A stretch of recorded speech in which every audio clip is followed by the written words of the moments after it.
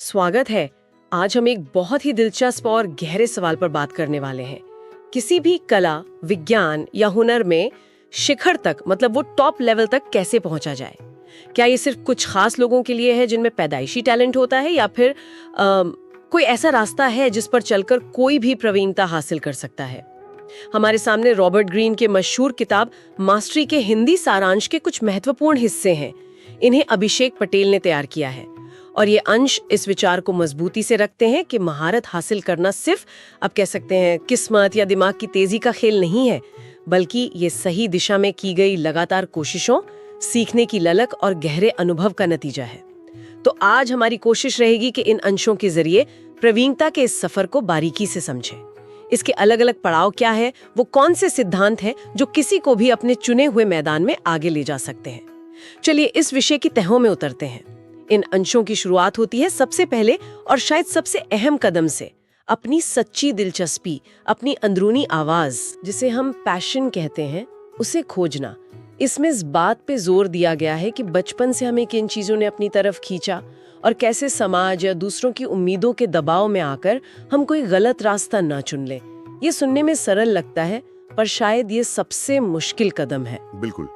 और ये दिलचस्प इसलिए है क्योंकि यही सच्ची लगन, वो चिंगारी है, वो अंदरूनी ईंधन है ना, जो प्रवीणता के लंबे, मुश्किल और अक्सर अकेले लगने वाले सफर पर आपको लगातार आगे धकेलता है। सोचिए, बिना किसी अंदरूनी खिंचाव के सालों साल रोजाना घंटों तक एक ही चीज में लगे रहना कितना मुश्किल होगा।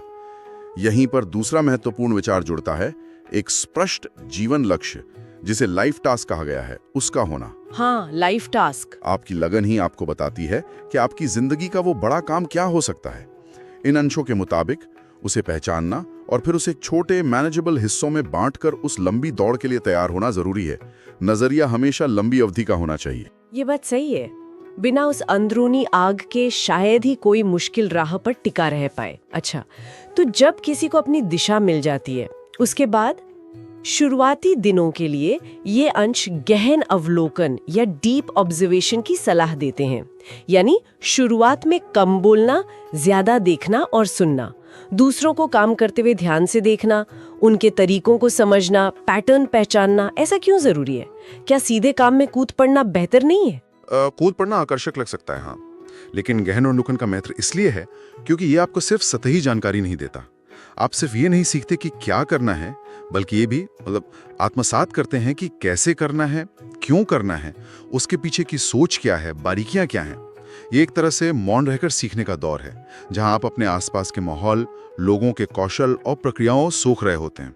इसी से जुड़ा है अगला पड़ाव, अप्रेंटिसशिप, मतलब अप्रेंटिसशिप फेज, किसी उस्ताद या अनुभवी व्यक्ति के मार्गदर्शन में सीखने का दौर। हाँ, अप्रेंटिसशिप, शागिर्दी का दौर। इन अंशों में कहा गया है कि इस दौर में धीरज रखना बहुत जरूरी है और शुरुआती सालों में सिर्फ और सिर्फ सीखने पर ध्यान देना चाहिए, नतीजों की चिंता किए बिना।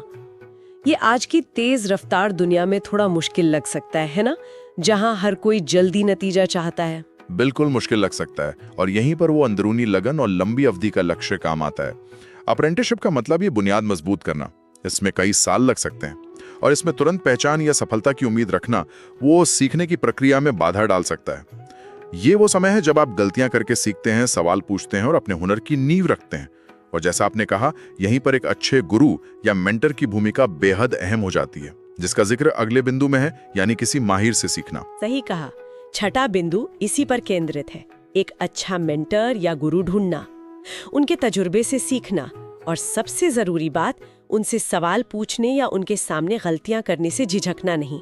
यहाँ बात वाकई दिलचस्प हो जाती है, क्योंकि एक अच्छा गाइड आपको न सिर्फ सही रास्ता दिखा सकता है, बिल्कुल, बल्कि उन गड्ढों से भी बचा सकता है जिनमें आप अकेले शायद गिर जाते। पर सवाल ये है कि एक अच्छा मेंटर कैसे चुने? ये एक महत्वपूर्ण सवाल है। एक अच्छा मेंटर वो है जिसके काम और मूल्यों से आप प्रभावित हो, जिसके पास वो अनुभव हो जो आप हासिल करना चाहते हैं, और जो फीडबैक देने में ईमानदार हो। ग्रीन की किताब का सार ये भी कहता है कि मेंटरशिप एक गतिशील रिश्ता है। आप सीखते हैं, उनके अनुभव का निचोड़ हासिल करते हैं, जो आपकी सीखने की रफ्तार को कई गुना बढ़ा सकता है। लेकिन यहीं पर एक आप कह सकते हैं नाजुक संतुलन की बात भी आती है। स्रोत इस पर जोर देता है, जैसा कि 5वें मुख्य सबक में भी है, कि मेंटर से सीखें जरूर, पर अंततः अपना एक अनूठा अंदाज, एक यूनिक स्टाइल वो विकसित करें। ये संतुलन साधना शायद सबसे चुनौतीपूर्ण होगा। कब तक किसी के दिखाए रास्ते पर चलना है और कब अपनी पगडंडी बनानी है, मेंटर की छाया से निकलकर अपनी पहचान कैसे बनाई जाए। ये सवाल प्रवीणता के सफर का एक अहम हिस्सा है और इसका कोई सीधा जवाब नहीं है। यह हर व्यक्ति के लिए अलग होता है, लेकिन संकेत यह है कि जब आप बुनियादी सिद्धांतों और तकनीकों में महारत हासिल कर लेते हैं, जब आप अपने मेंटर की सोच को समझ लेते हैं, तब वक्त आता है प्रयोग करने का, सीखी हुई चीजों को अपने तरीके से जोड़ने तोड़ने का।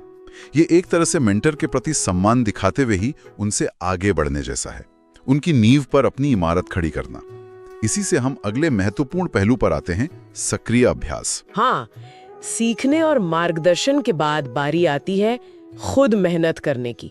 चौथा बिंदु है नियमित अभ्यास या डिलिब्रेट प्रैक्टिस, यानी रोजाना पूरे ध्यान के साथ अभ्यास करना।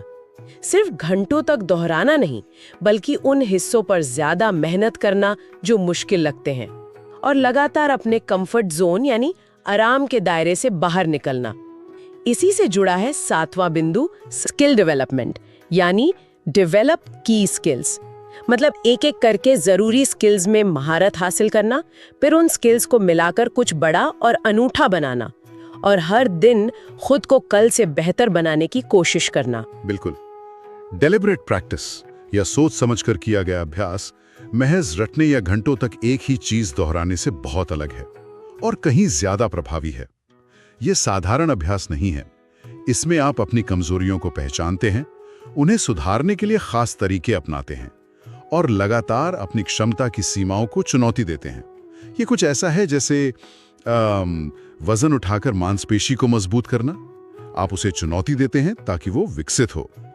कुछ शोध बताते हैं कि इस तरह का केंद्रित अभ्यास दिमाग में नए न्यूरल पाथवे बनाने में मदद करता है, जिसे न्यूरोप्लास्टिसिटी कहते हैं। अच्छा, न्यूरोप्लास्टिसिटी। हाँ, और जब आप अलग अलग स्किल्स को जोड़ते हैं, जैसा 7वें बिंदु में कहा गया है, तो आप महज कई हुनर जानने वाले जैक ऑफ ऑल ट्रेड्स नहीं बनते हैं, बल्कि उन स्किल्स का एक ऐसा शक्तिशाली मिश्रण तैयार करते हैं जो आपको भीड़ से अलग करता है। यही विशेषज्ञता, प्रवीणता की पहचान बनती है। यानी सिर्फ मेहनत नहीं, बल्कि सही दिशा में सोच समझकर की गई मेहनत। तब जब अवलोकन, मार्गदर्शन और अभ्यास से एक मजबूत नींव बन जाती है, तब क्या होता है? तब आता है वो रोमांचक पड़ाव जिसे इन अंशों में क्रिएटिव एक्टिव फेस कहा गया है, मतलब 8वां बिंदु।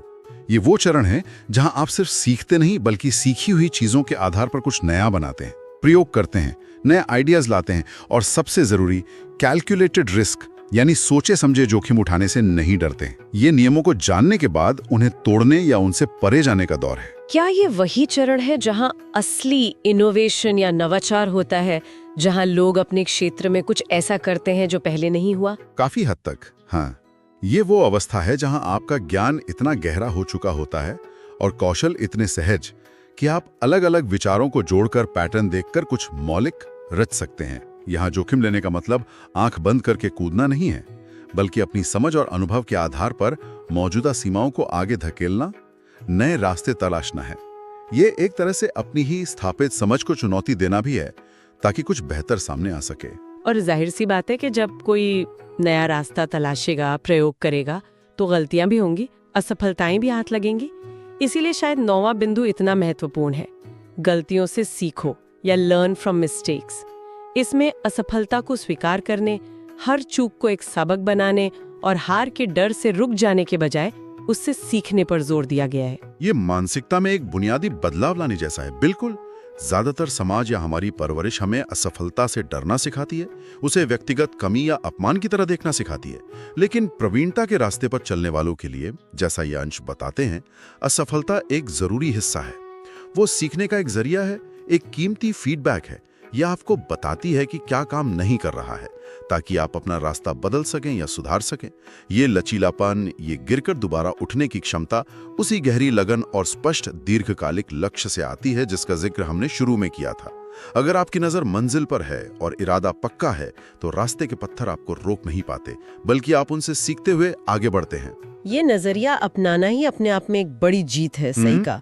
तो अवलोकन, शागिर्दी, गुरु, अभ्यास, प्रयोग और गलतियों से सीखने के बाद अंत में आता है 10वां बिंदु, जी। मास्टरी हासिल करना, यानी अचीव मास्टरी। यस। ये क्या अवस्था है, इसे कैसे पहचाना जा सकता है? इन अंशों के अनुसार मास्टरी या प्रवीणता वो शिखर है जहां सालों का ज्ञान और अनुभव मिलकर एक हो जाते हैं।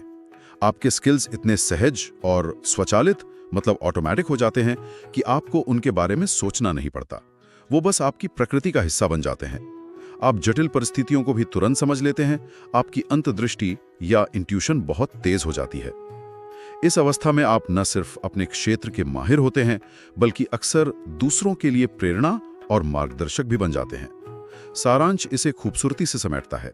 मास्टरी बराबर है गहरा ज्ञान प्लस सहज बोध प्लस अभ्यास का तालमेल। तो इसका मतलब ये हुआ कि मास्टरी कोई ऐसी मंजिल नहीं है जहां पहुंचकर सब खत्म हो जाता है, बल्कि ये एक लगातार चलने वाली प्रक्रिया का उच्चतम स्तर है।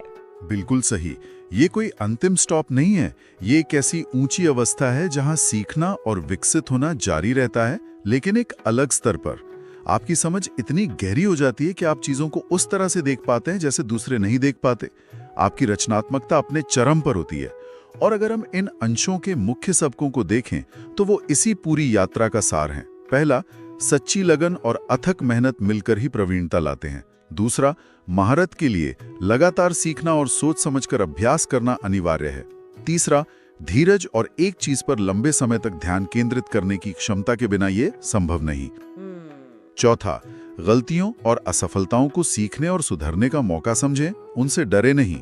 और पांचवां, मार्गदर्शन जरूर लें, किसी गुरु से सीखें, लेकिन आखिरकार अपनी मौलिकता, अपना अनूठा अंदाज जरूर विकसित करें। तो रॉबर्ट ग्रीन की किताब के इन अंशों से ये बात शीशे की तरह साफ हो जाती है कि किसी भी क्षेत्र में ऊंचाई पर पहुंचना सिर्फ किस्मत या पैदाइशी हुनर की बात नहीं है। ये एक सफर है, एक प्रक्रिया है जिसे कोई भी अपनी सच्ची लगन, सही रणनीति, समर्पित अभ्यास, मार्गदर्शन लेने की इच्छा और असफलताओं से सीखने की हिम्मत के जरिए तय कर सकता है। हम और यहीं पर एक विचार करने लायक बात सामने आती है जो शायद हमें आगे सोचने पर मजबूर करे। स्रोत इस बात पर बहुत जोर देता है कि मेंटर से सीखें, बाहरी ज्ञान हासिल करें, लेकिन साथ ही अपना अनूठा अंदाज विकसित करें। इस अद्वितीय शैली या मौलिकता का असल मतलब क्या है? कैसे कोई व्यक्ति बाहरी दुनिया से सीखे गए ज्ञान, तकनीकों और गुरुओं की शिक्षा को अपनी अंदरूनी स्वाभाविक प्रवृत्ति, अपनी सहज समझ और अपने व्यक्तिगत अनुभवों के साथ मिलाकर कुछ ऐसा रच सकता है जो सिर्फ उसका अपना हो, कुछ विशिष्ट, शक्तिशाली और मौलिक। बाहर से मिले ज्ञान और अंदर की आवाज का यह संगम कैसे होता है और कैसे ये संगम ही शायद सच्ची प्रवीणता की पहचान बनता है? ये एक गहरा सवाल है जिस पर हर वो व्यक्ति सोच सकता है जो अपने चुने हुए